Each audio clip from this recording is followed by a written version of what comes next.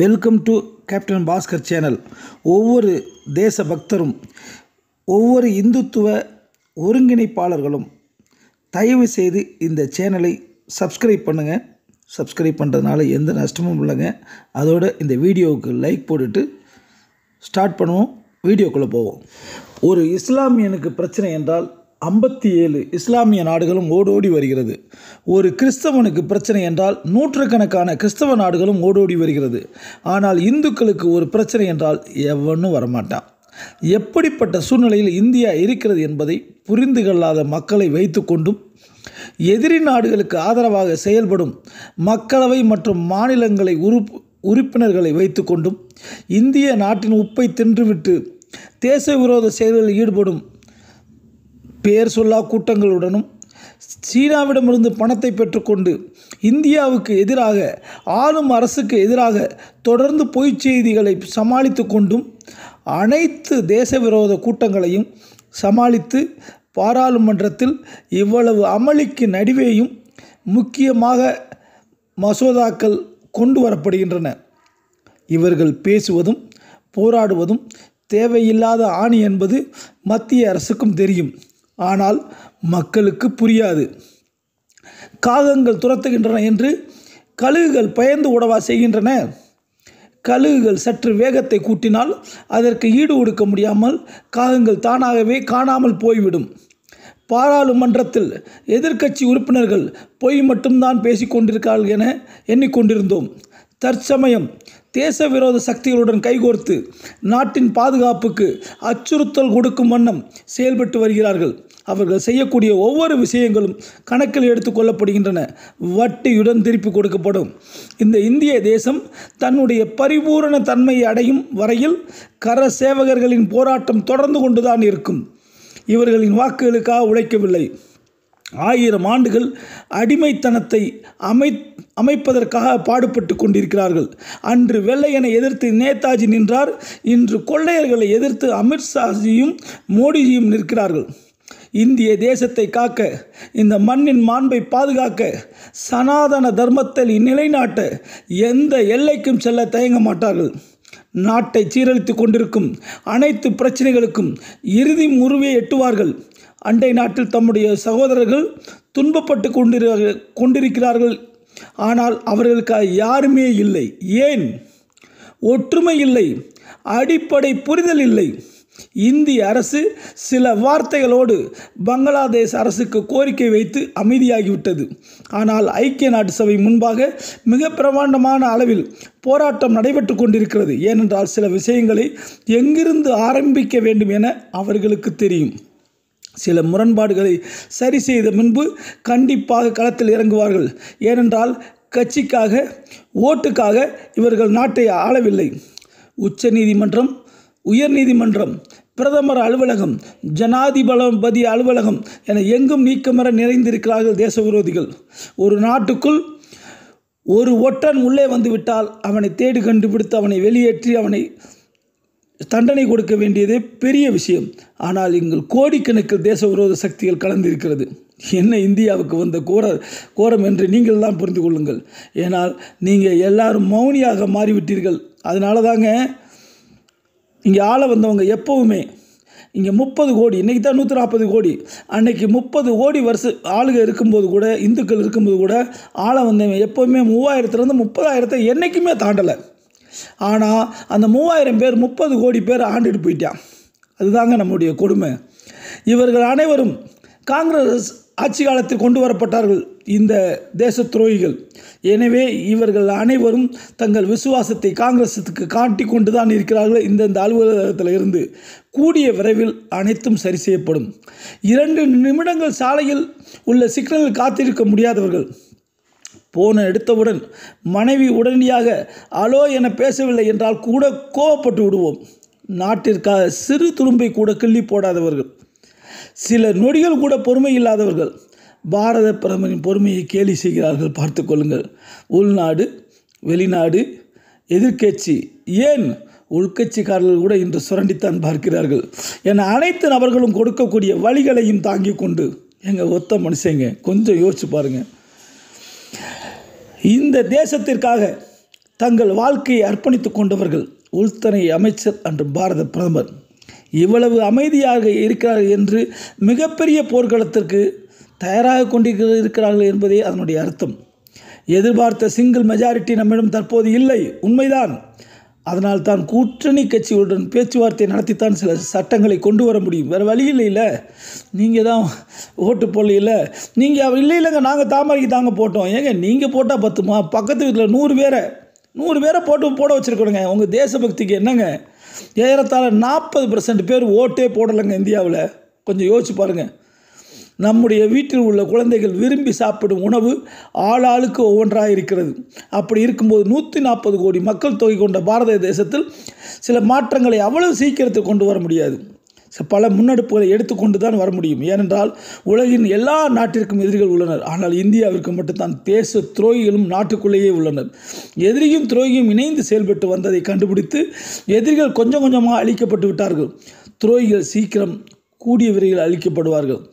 எதையும் புரிந்து கொள்ளாத மக்களையும் நாட்டை ஏப்பமிட காத்து கொண்டிருக்கும் ஓநாய்களையும் சமாளிப்பது அவ்வளவு சாதாரண விஷயமாங்க. ஒரே நாளில் அனைத்து விஷயத்திற்கு முடிவு எட்டப்பட வேண்டும் எனில் சீனாவை போல ரோட்டில் பீரிங்கில் கொண்டு வந்து தான் அடக்க முடியும். ஆனால் இது ஜனநாயக நாடுங்க. அதுலேயும் ஒரிஜினல் ஜனநாயகவாதி நம்ம மோடிஜி.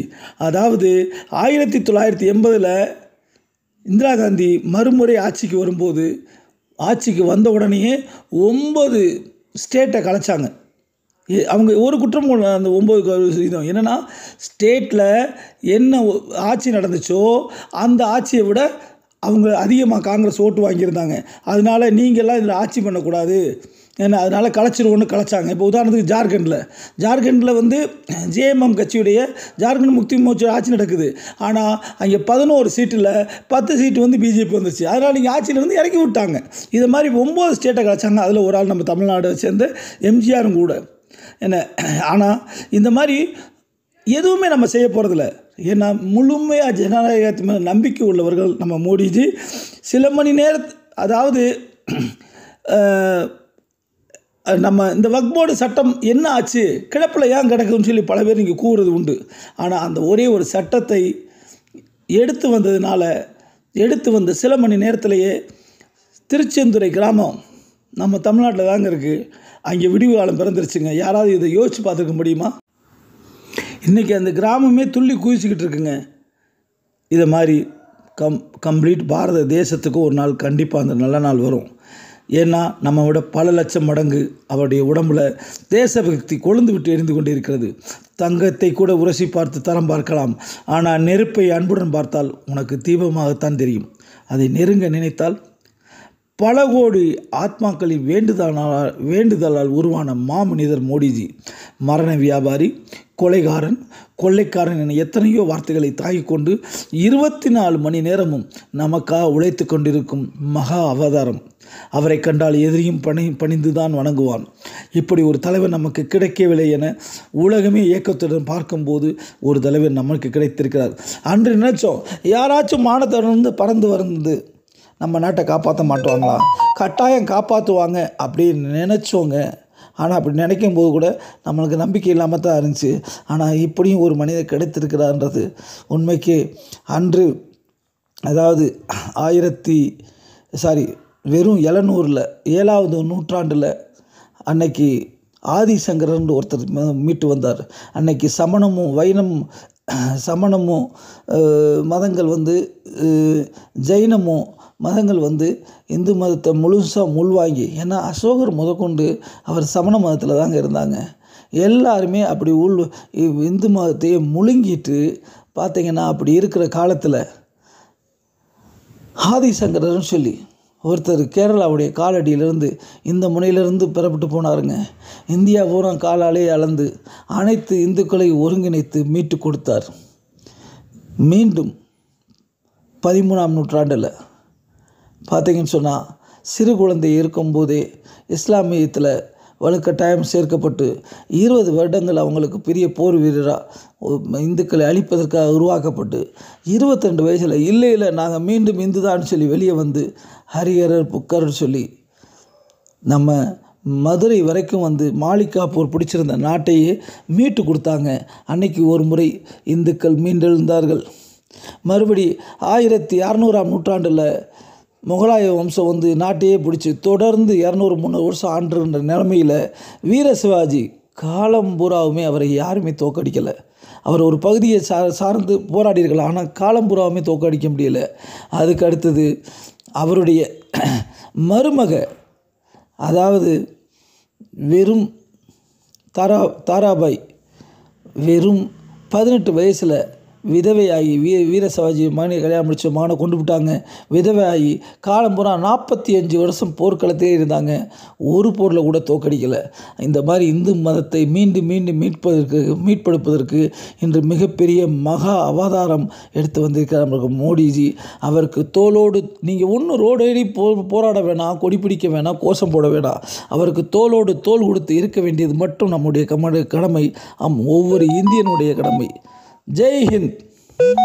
இதே போல் இன்னும் பல தேசபக்தி செய்திகளை நீங்கள் மட்டுமில்லை உங்கள் குழந்தைகளுக்கும் கொண்டு போய் சேர்ப்பதற்கு உங்கள் வீட்டில் உள்ள எல்லா செல்லுகளையும் சப்ஸ்கிரைப் பண்ணுங்கள். உங்கள் ஃப்ரெண்டுகளுக்கும் அனுப்பி சப்ஸ்கிரைப் பண்ண வைங்க. அதோடு நம்ம ஒன்றும் பெருசாக செய்ய வேணாங்க, நம்ம சின்ன சின்ன வேலைகளை செஞ்சால் போதுங்க. இந்த மோடிஜி மட்டும் வந்திருக்கலைன்னா நம்ம தாங்க இறங்கி போராடணும். இன்றைக்கி அதெல்லாம் தேவையில்லைங்க. நம்ம அவருக்காக சின்ன சின்ன வேலைகளை நம்ம இருக்கிற இடத்துலேருந்து சிறுசாக நம்ம பண்ணி கொடுத்தா போதுங்க. ஆட்டோமேட்டிக்காக நாடு எழும்பி விடுங்க. ஆல்ரெடி நாடு நம்ம கையில் தாங்க இருக்குது. இன்னும் அவங்க மிகவும் பல திறமைசாலிகள் பல வருடங்கள், அதாவது குகையில் இருந்து வாழ்ந்து தன்னை அர்ப்பணித்து இந்த சனாதனத்தை காப்பதற்காக வந்தவங்க. அப்போ அவங்க மீட்டு கொடுப்பாங்க. அதுக்கு நம்ம இந்த சின்ன வேலையை செய்வோம்.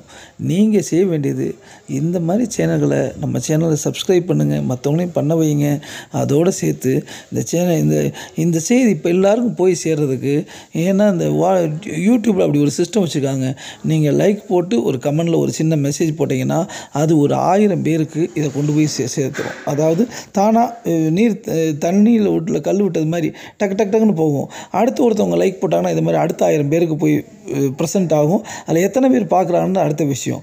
அப்போ நீங்கள் ஒரு சின்ன சின்ன உதவியை பண்ணுறீங்க. நீங்கள் போடுற லைக்னாலேயோ இல்லை ஒரு சின்ன கமெண்ட்ஸ் போடுறதுனாலையோ எந்தவித நஷ்டம் இல்லைங்க.